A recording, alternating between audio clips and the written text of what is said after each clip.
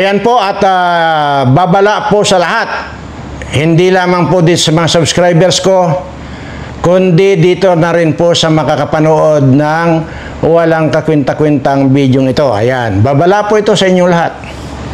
At bago po tayo pumunta dyan sa babala na yan, ay hayaan nyo po munang ipaabot ko ang aking mapagpalang pagbati sa inyong lahat na mga subscribers ko, followers at mga viewers. Ayan po.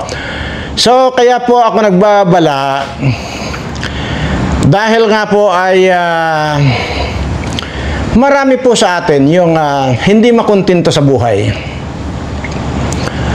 Ang ibig ko pong sabihin, binigyan ka ng Diyos ng ganyang itsura, hindi ka pa rin makontento. Pupunta ka pa rin doon sa mga clinic na kung saan ay nag-i-injection sila ng kung ano-ano. At magpapalagay ka ng stick ng barbecue sa iyong ilong para lang tumangos ang iyong ilong. Ay bakit nga po ba hindi kayo makontento sa inyong mga itsura? Okay? Ngayon po, kung ganun din lamang po na hindi kayo makontento sa inyong itsura at gusto nyo talagang gumanda at gumwapo, napakadali po. At wala po kayong gagamitin na kung ano, hindi nyo po kailangan magpa-injeksyon. At alam nyo po ba ang sikreto lamang noon? Yung gaganda kayo, gugwapo kayo, yun lamang po mag-subscribe kayo dito sa Birana Live Studio TV. Abay, makikita nyo na po yung resulta pagkatapos ng ilang araw kayong mag-subscribe at panoorin nyo itong mga bagong yung mga ina-upload kong video. Makikita nyo na ang resulta, gaganda na kayo. Hindi lamang po yan ang benepisyo ng kung kayo ay nakapag-subscribe at sumusubaybay din sa Birana Live Studio TV. Aba, ay suswertihin pa rin po kayo. Dahil doon po sa second channel natin, doon sa John Birana Vlogs, at mamaya po yan, mapapanood nyo po yan alas 12 po, i-upload ko po dyan yung atin pong pre-draw ng ating pamimigay ng tig sa 10,000 bawat isang tao, at yan po ay araw-araw po natin ginagawa yan, at na dalawang tao po ang nabubunot po natin. Ayan po, ganoon lamang po kasi kadali yun. Ay tingnan nyo nga yan, sa agastuhang gumanda. Di ba? Balitang-balita po yan sa kahit saan kayo social media lumingon or mag-search. Aba, tingnan nyo nga naman. Ito si Madam Lisa, di ba? Aba, ay sa kagustuhan magpaganda, nagpa-injection ng pampaganda sa mukha at nagpa-injection ng collagen. Aba, ang na-injection ay formalin. Yan po yung sinasabi ko sa inyo. Makontento kayo kung anong itsura ninyo. At mabuti na nga po at nandito ako ngayon nag-o-offer sa inyo. Wala po akong gagamiting chemical. Lahat po ito ay natural. Yun lamang po. Sinabi ko na kanina sa inyo, hindi ko na po kailangan ulit-ulitin dito kung anong sikreto ng pagpapaganda at pagkagwapo, maging doon sa kayo ay suswertihin. Ayan.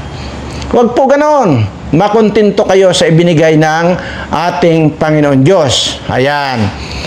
Huwag po kayong pupunta sa mga ganyang klinik-klinik. Tingnan nyo. Collagen ang inaasahang in-injection, yung pala formalin. Ano ngayon nangyari? Di parang kinulomos ng buaya yung mukha. Ayan ang sinasabi ko sa inyo. Ayaw nyo kasi maniwala sa akin eh.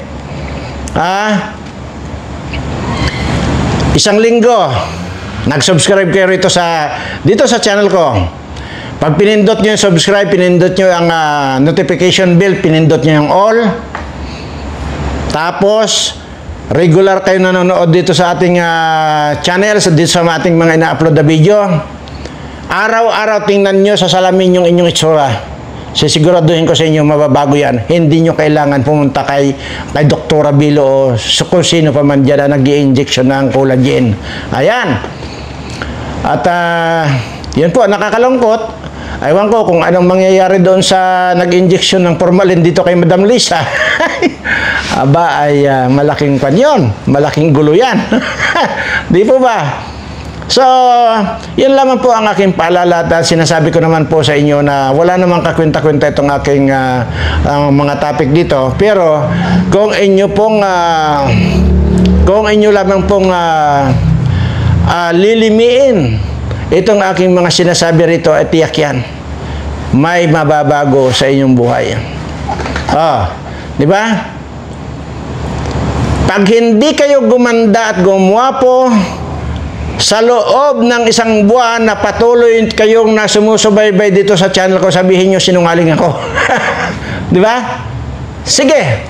Challenge ko ito sa inyo. Kaya nga sabihin nyo na rin yung mga nandyan, kaya baka po marinig ito ng mga staff ni Madam Lisa. Sabihin nyo na po na mag-subscribe na rin dito sa Birana Live Studio TV para hindi na kailangan magpa-injection ng formalin. Di po ba?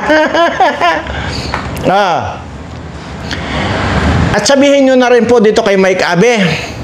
Baka po yung mga follower ni Mike Abe, itag nyo na po sa kanya ito na kung gusto rin niyang gumanda yung kanyang ilong at wag naman masyadong sabog na sabog hanggang mukha niya yung ilong, akupado na ng mukha niya yung kanyang ilong, ay subscribe na rin dito sa channel natin, Birana Live Studio TV. Hindi lamang nakakaganda, nakakagwapo, nakakapagswerte pa. Di ba? Dito rin kay Gadon. Sabihin nyo diyan kay Gadon, ay isa rin nga parang troso ang ilong niyan. Aba, nako. Sabihin nyo sa kanya mag-subscribe na rin dito sa Birana Live Studio TV. Isa rin itong yung gaga na abogada na walang alam na buba. Mag-subscribe ka mo rito sa Birana Live Studio TV, sisiguraduhin ko tatalino siya. At ngayon di ba? Viral na viral yung kanya mga sagot, yung mga sagot doon sa mga tanong ng mga media. Di ba? Walang kaalam-alam. At imagine niyo nag-fake news.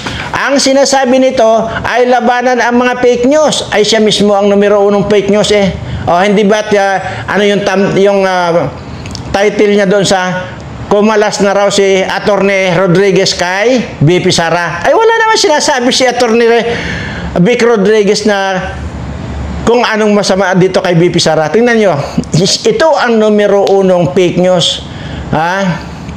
Kasi nga gaga, ba? At napaka double filter pa yung cellphone na ginagamit niya pag nagbablog. Tingnan niya pa nagbablog. Ang kala mo, ang ganda-ganda ng mukha. Pero noong press conference, kala mo nilamukos rin ng 10 unggoy yung mukha. Sabihin nyo rin po dyan sa abogadang gaga na yan, na mag-subscribe na rin po dito sa channel ko, tatalino po yan. Sisiguraduhin ko po sa inyo. Pag hindi tumalino yan, balikan nyo ako, sabihin nyo sinungaling ako. Sinoli Di Castro. Sabihin din ninyo yan sa kay Noli Di Castro na mag-subscribe na rin dito sa channel ko kung gusto niyang kuminis yung mukha niyan. Kasi binukbok, malalalim na yung bukbok. Baka mamaya umabot pa sa utak yung bukbok niyan. Maniwala kayo sa akin. Ngayon, kung gusto nyo na rin, ipaabot nyo na rin ito kay BBM. Itong vlog ko na ito sinasabi ko. Lahat dito ay po pwede.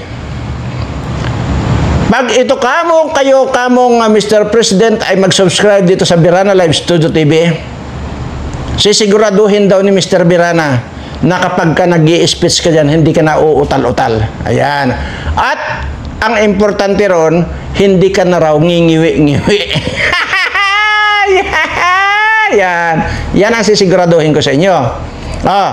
Ito pa, yung congressman na ngiwi, sabihin nyo na rin po sa kanya, ito po ay pagkakataon nyo na ito. Dahil hanggat nandito sa Birana ay pagkakataon nyo na po ito. At ito naman po kasi, itong particular na video ito ay titiyakin ko sa inyo, pagka kayo ay tumalima rito, ay sisiguraduhin ko, ito na lang. Si Congressman Ngiwi, sabihin nyo sa kanya, once na pinindot niya yung subscribe sa Birana Live Studio TV, pinindot niya yung all, pinindot niya yung notification bell, magbilang lang siya ng isang oras, tanggal na yung ngiwi niyan. Maniwala kayo sa akin. Oh, ito rin si Kwan. Ito rin si, Chiel Jokno. O, sabihin nyo na rin mag-subscribe.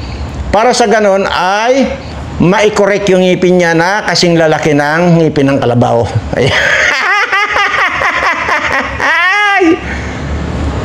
Ayaw niyong maniwala? Gusto niyong magpakita ako rito ng ebidensya? Kung papaano kung gawa ng buhay, gawing may buhay itong sunglass na ito? Ha? Halimbawa na lang natin, ano ba ang gusto ninyong gawin kung may buhay itong sunglass ko? Gawin natin kabayo? Mukha ng kabayo ito? Ha? Ayan, mag-subscribe muna kayo para makita ninyo yung katibayan. Ayan. At doon nga po pala sa Kwan, nagtatanong pa. Ano? Mayroon pa po talagang nagtatanong kung paano raw gamitin yung sili at kalamansi. Total naman po, di ba, nandiyan naman sa video yan. Talagang inulit-ulit kong ipinaliwanag kung paanong gawin yung sili at kalamansi. Nandiyan sa video. Okay. Since ngayon na ayaw ko na pong magturo dahil nandiyan naman yan sa video, ayaw ko na pong ulit-ulitin dito, pero sagutin ko pa rin po yung nagtanong niyan kung paano raw gawin yung sili at kalamansi. Ito po ang aking sagot. Since na nandiyan na yan sa video at ayaw pong panoorin, gusto mong manggaling sa akin, pues ito ituturo ko. Yung kalamansi at saka sili, pagbukurin mo, yung sili na sili na labuyo, dikdikin mo, haluan mo ng bulak. Pagdadikdik mo ng pino yan, isaksak mo sa ilong mo hanggang doon sa ilalim ng ilong mo. Yan. Tapos yung kalamansi, hiwain mo, ipiga mo rito sa tainga mo. Yan. Yan ang tuturo ko. Total nandiyan naman yan sa video na eh. So kung gusto nyo ulit-ulitin ko rin po itong sagot sa inyo na ganito. At doon naman po sa nagtatanong ko paano raw makasali doon sa raffle draw. Sinabi ko na po yan doon sa John Birana Vlogs. Panoorin nyo lang po yung part 1, part 2, part 3. Alam nyo na yung gagawin ninyo. Yan ang problema sa inyo. Gusto nyo sumali, ayaw nyong mag-effort man lang na para matutunan ninyo kung saan yung itinuro kung paano makasali. Ayan. Ayan. At wag po natin panatlihing habang buhay na ing-ing. Dahil unang-una, kaya po tayo laging kaya po tayo walang asenso sa buhay dahil po napakasimpleng bagay ayaw po nating matutunan. Yan po ang isa sa dahilan kung bakit hanggang ngayon ay mahirap ka pa rin dahil po sa kaing-ingan. Yan po ang real talk. Unang-una, napakasimple po yung itinuro dyan. At paulit-ulit ko pong sinasabi rito, part 1, part 2, part 3, nung nakalagay dyan sa John Birana Vlogs. Panoorin lang po yan, malalaman nyo na po kung paano sumali. Huwag po kayong maging ing-ing sa sarili ninyong bayan. Ayan. So, huwag na nating bigyan pa ng kanyan, halagay oras yung ganyang discussion. At, ayan po. Seryoso na po tayo at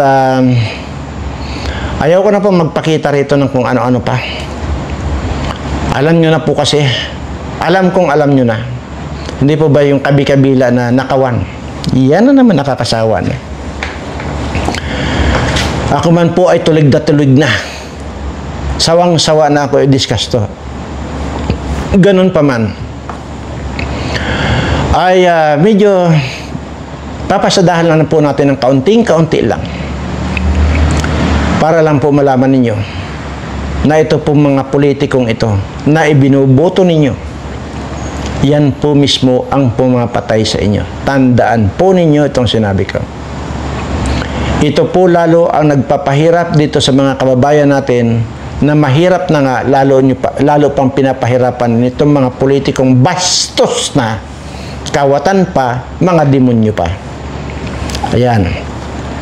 So hanggang doon lang po. Tama na po yun. Pinasadahan ko lang po. Basta para lang huwag tayong mawala sa mga nangyayari. Kasi nakakasawa na talaga i-discuss yan.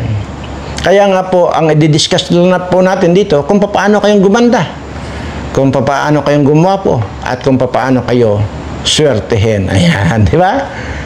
Sabi ko na po kanina, hindi na po kailangan ulit-ulitin yan. Iisa lamang po ang gagawin ninyo. Subscribe sa Birana Live Studio TV. So, ano pa ba? Siya nga po pala, mapa na po, mukhang nasa bingit ng alanganin, yung nag-injection ng formalin dito kay Madam Lisa. Kasi nga po, paano po wala, magang-maga na po, natakpan na po yung mata niya. Kasi ang inaasahan, collagen ang i-inject sa kanya, sa mukha niya, para matanggal yung korinot, abay formalin po ang na-inject sa kanya. Ngayon po, hindi po natin pinagtatawanan yun. At hindi naman po katawa-tawa yun. Ay, kumbaga, disgrasya po yun eh. At, disgrasya na may halong pagkatanga. Unang-una, bakit ba yung shop na yan, yung beauty shop na yan? Kasama din ba dyan yung pag-iimbalsamo nila ng mga patay? At bakit mayroon silang formalin doon sa kanilang beauty shop? So, yun po ang tanong dyan. Kasi kung yan po ay at the same time ay punerarya po yan, yung kanilang beauty shop na yan, aba ay okay lang po na magkaroon ng formalin doon sa kanilang shop. At okay lang din po na i-inject yan kay Madam Lisa, yung formalin na yan, instead na collagen. So, ganun lang po. So, ibig sabihin, nagkamali talaga. Pero, may kahalo nga ang katangahan. Di ba?